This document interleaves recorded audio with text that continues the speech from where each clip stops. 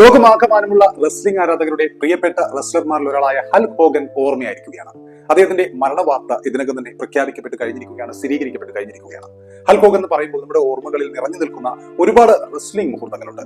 WWE world wrestling എന്റർടൈൻമെന്റിന്റെ പ്രധാനപ്പെട്ട റെസ്ലർമാരിൽ ഒരാളായിരുന്നു അദ്ദേഹം. നമുക്കറിയാം, ഒരു കാലത്ത്, നമ്മുടെയൊക്കെ കുട്ടിക്കാലത്ത് റെസ്ലിംഗ് എന്ന് പറയുമ്പോൾ നമ്മുടെ മനസ്സിൽ പെട്ടെന്ന് ഓർമ്മ വരുന്ന 3-4 പേരുകളിൽ ഒന്നുകൂടിയാണ് ഹൽക്ക് ഹോഗൻ. അണ്ടർടേക്കറും ഷോൺ മൈക്കിൾസും ട്രിപ്പിൾ എച്ചും ബുക്കർ ടീയും അതുപോലെ കെയ്നും ഒക്കെ ഓർമ്മയുള്ള ഒരു തലമുറയ്ക്ക് ആ സമയത്ത് ഹൽക്ക് ഹോഗൻ എന്ന പേരും ഏറ്റവും പ്രധാനപ്പെട്ട റെസ്ലിംഗ് താരങ്ങളിൽ ഒരാളായിരുന്നു. നമ്മുടെയൊക്കെ ഓർമ്മകളിൽ കുട്ടിക്കാലത്ത് ഈ കാർഡുകളും അതുപോലെ നോട്ട് പുസ്തകങ്ങളിൽ റെസ്ലേഴ്സിന്റെ പേരോടുകൂടി അല്ലെങ്കിൽ മുഖമോട് കൂടിയ കവറുകളൊക്കെ പ്രചാരത്തിലുള്ള സമയത്ത് പല നോട്ട് ബുക്കുകളിലെയും പ്രധാനപ്പെട്ട ഒരു കവർ പേജ് തന്നെയായിരുന്നു ഹൽക്ക് ഹോഗൻ. അദ്ദേഹത്തിന്റെ ബനിയൻ കീറിക്കൊണ്ടുള്ള, ഇങ്ങനെ വലിച്ചു കീറിക്കൊണ്ടുള്ള ആ ഒരു ജസ്റ്റർ ആ സമയത്ത് നമുക്കറിയാം വളരെ പ്രധാനപ്പെട്ട, അല്ലെങ്കിൽ കൂടുതലും ആളുകളൊക്കെയും കുട്ടികളൊക്കെയും ആ സമയത്ത് റെസ്ലിംഗ് അത്രത്തോളം പ്രചാരമുള്ള സമയത്ത് അനുകരിക്കാറുള്ള റെസ്ലർമാരിൽ ഒരാളായിരുന്നു ഹൽക്ക് ഹോഗൻ. അദ്ദേഹത്തിന്റെ സ്റ്റൈൽ ഇപ്പോഴും നമ്മുടെ മനസ്സിലുണ്ട്.